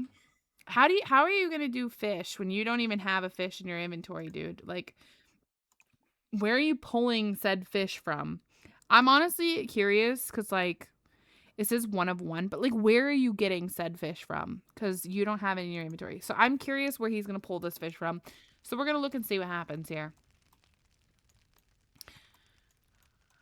Where did you get said fish? I have no idea. Can everyone just roast a fish, like, randomly? Roast a fish. Roast a fish. Can seriously everybody just roast a fish without one in their inventory? I'm curious now. No. We're not supposed to get any calls. Roast a fish. Well, this could work out.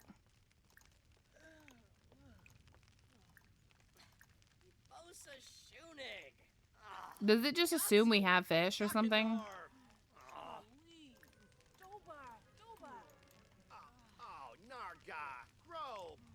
I'm okay with this. You can roast fish if you have any. Oh, that was all the fish we had. Oh, okay.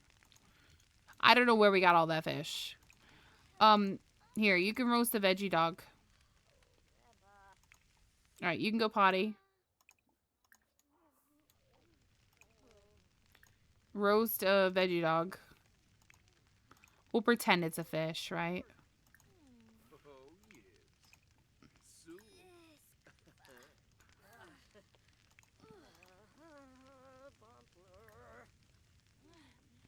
So they can also like do fish or food on here, but like we don't obviously have any of that.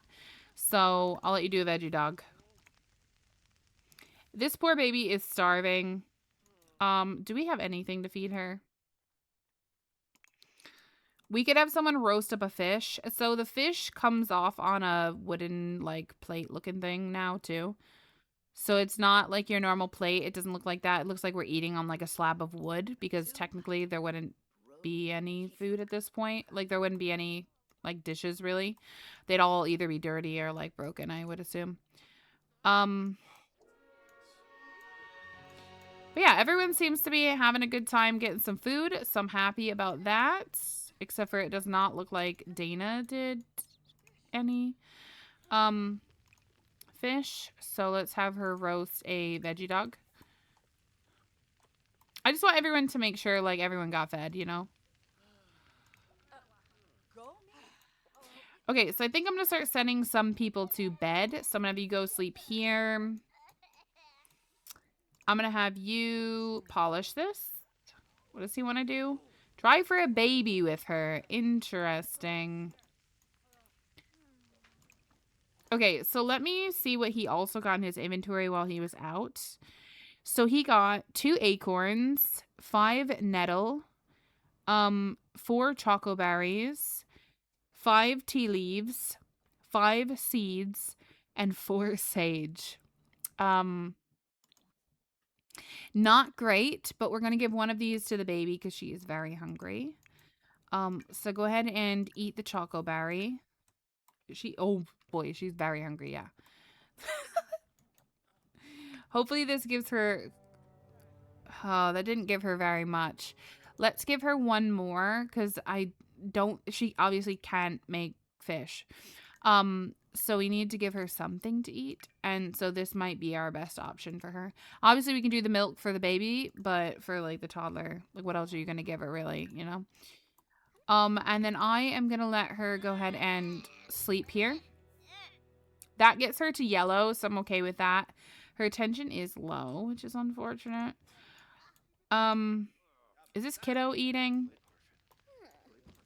Yes, he is eating. Okay, fantastic. Okay, can you go to the bathroom? Use this. And then I think you also need to roast up a veggie dog.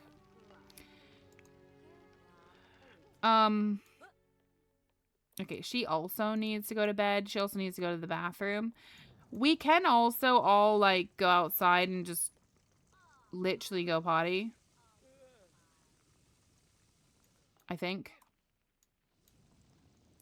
Or maybe not.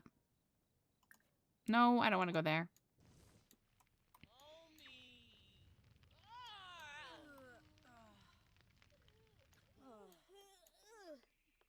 Hold on. Is there not any bushes anywhere that we can go potty in?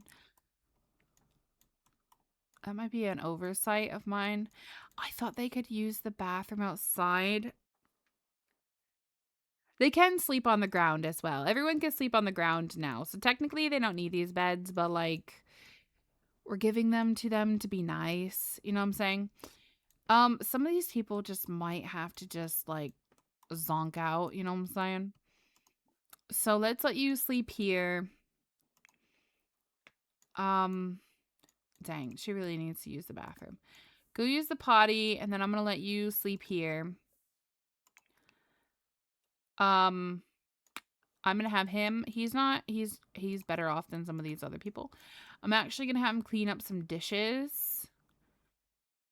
How did it go in hunting?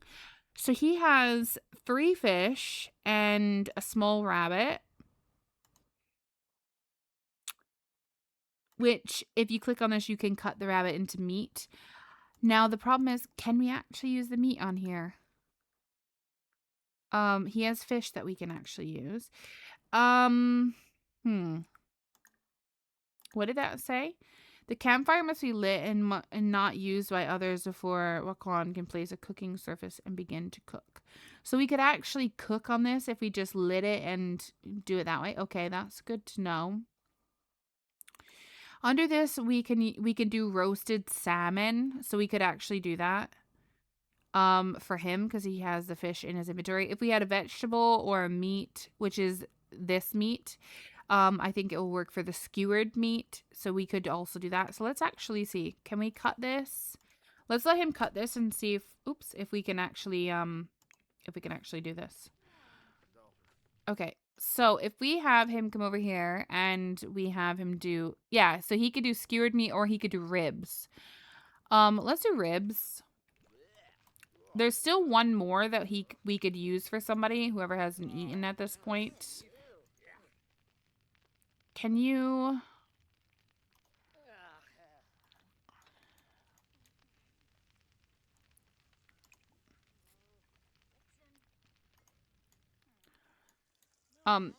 This one toilet is not going to be enough for everybody. Sorry to say it. But...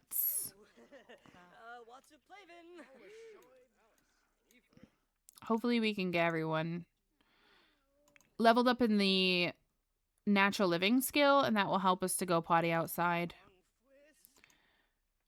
Okay, so she's off to bed. I'm going to let him sleep here. Because he needs to sleep kind of quick because he's with the babies. He's cooking. He might pee his pants. I mean, I don't know what else to tell him. Let's have you polish this. Jane, have you eaten?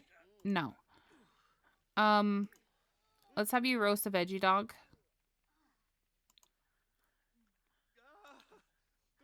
She's gonna go potty too. Everyone's gotta go potty.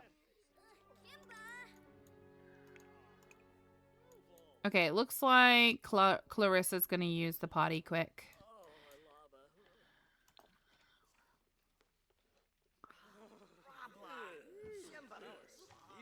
Okay, everyone is still having a good time, I think.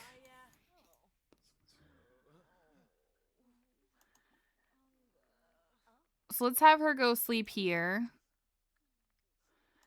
I'm gonna let... Oh my gosh, she's hungry. Roast a veggie dog. What does she want to do? Kiss someone. Holy moly.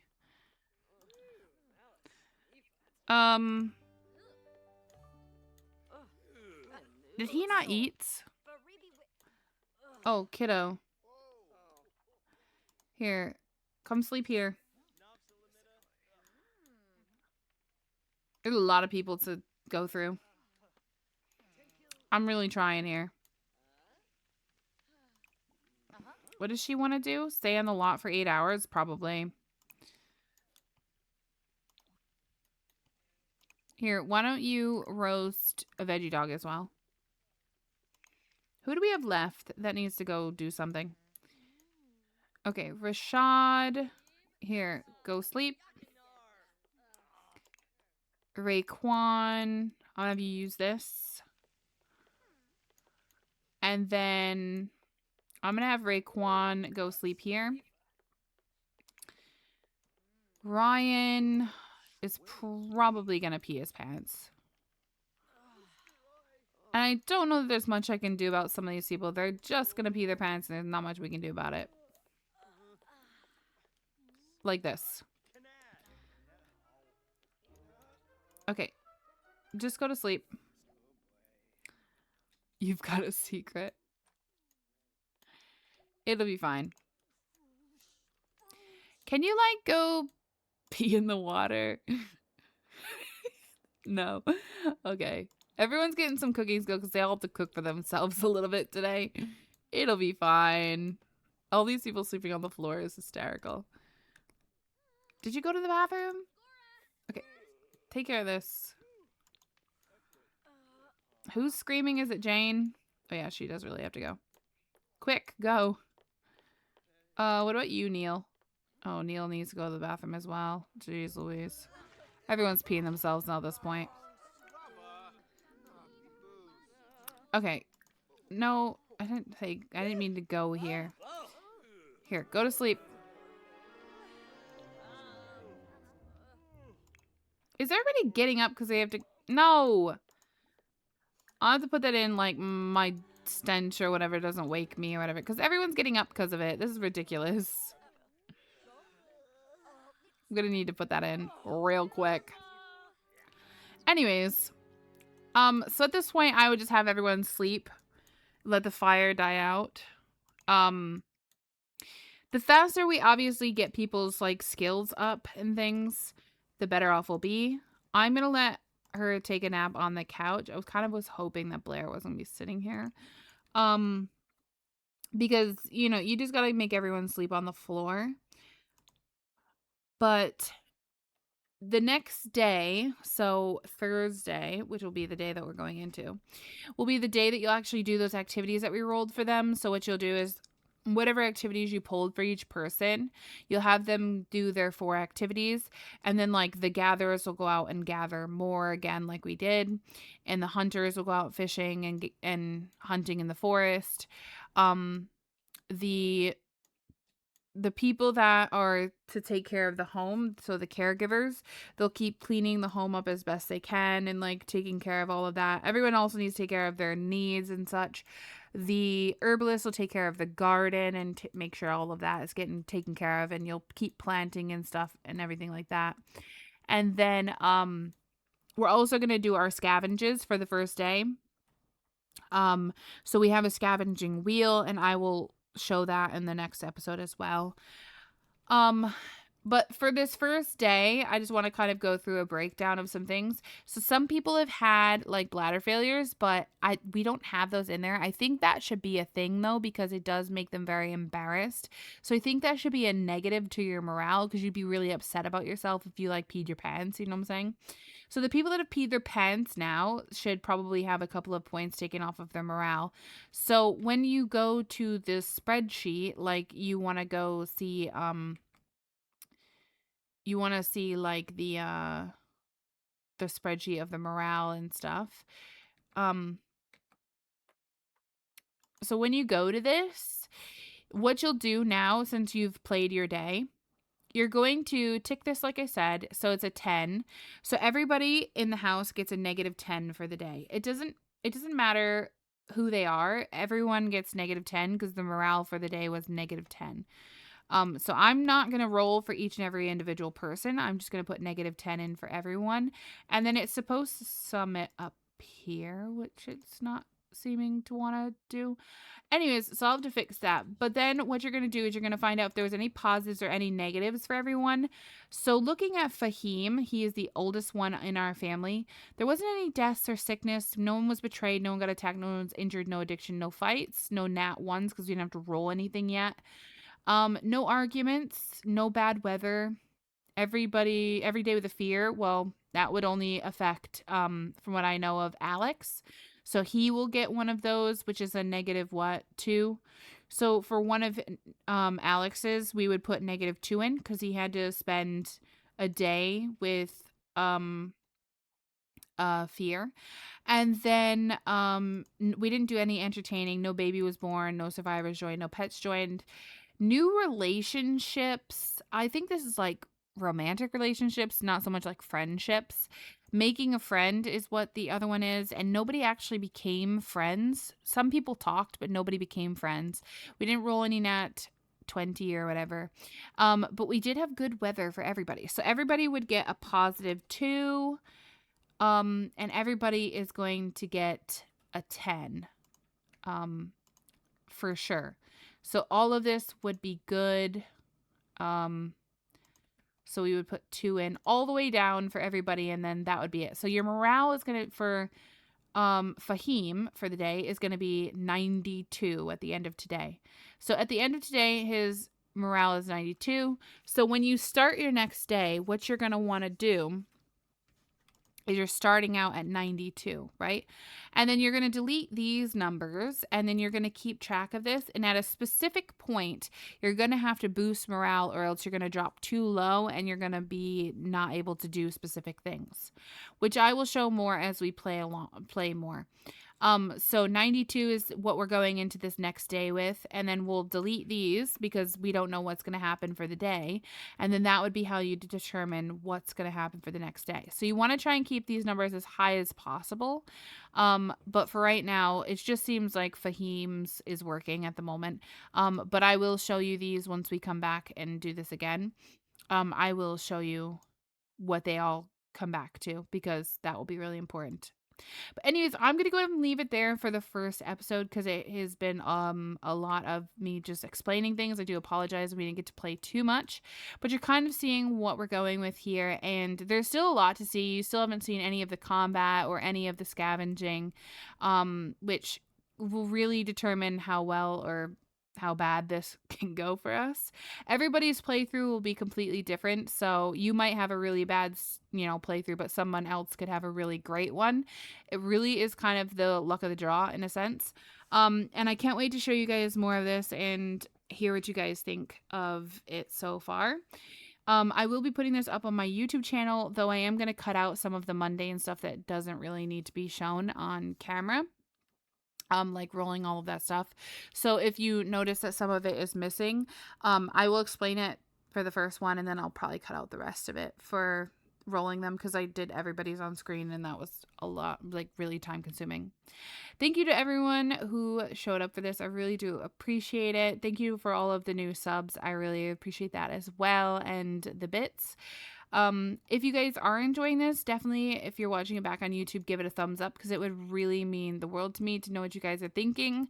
I've put a lot of time, effort, and hard work, sweat, and tears into this, so I really hope that you guys will like it. And if you guys, any of you guys like D&D, you guys are definitely going to like the battling in this because it's going to be really fun and it's going to be really entertaining to see what happens. Yeah, I think that's it. If you guys have any questions as well, feel free to ask me, but ask them on Discord or in the comment section on YouTube. That way I can see them and respond and kind of give you guys, clarify any things that are kind of confusing. I will also, like I said, leave the link to that world on the video that goes up on YouTube as well. So the replay that goes up there. I will definitely link the worlds if you are looking for it in the description of that video. But yeah, I hope that you guys are enjoying this so far and you guys are interested in seeing more. And I will be live again on Monday of next week. Please note that I will not be live next Friday as it is my birthday. So I will not be streaming on my birthday. Yeah, I hope that you guys enjoyed this. I was really nervous to stream this tonight because I didn't want to mess anything up or say anything wrong, and obviously I did, but it was okay. But yeah. I hope you guys have a wonderful weekend, and I will see you guys all on Monday or in my next video on YouTube. Later. Have a great night.